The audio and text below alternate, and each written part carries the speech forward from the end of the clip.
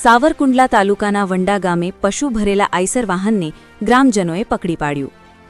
સાવરકુંડલા તાલુકાના વંડા ગામેથી ભેંસું ભરેલું આઈસર અવારનવાર નીકળતા સ્થાનિક ગ્રામજનોએ આઈસર રોકીને તપાસ કરતા 7 જેટલી ભેંસો અને એક પાડો ક્રૂરતાપૂર્વક ભરેલી ગાડીને ગ્રામજનોએ રોકી।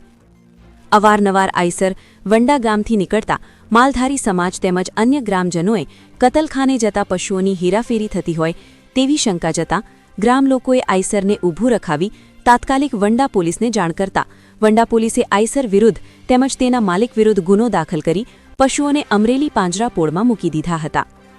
સાવરકુંડલાના વંડા ગામે અવારનવાર કતલખાને જતા વાહનો નીકળતા ગ્રામજનોને શંકા જતા ઊભી લાખી અંદરના દ્રશ્ય જોતા ક્રૂરતાપૂર્વક ભેંસોને તેમજ એક પાડાને ભરેલો હોય તેને છોડાવી પોલીસ બોલાવી ગ્રામજનોએ ગુનો દાખલ કરાવ્યો। Bureau chief Sanjay Vaghela, Amreli.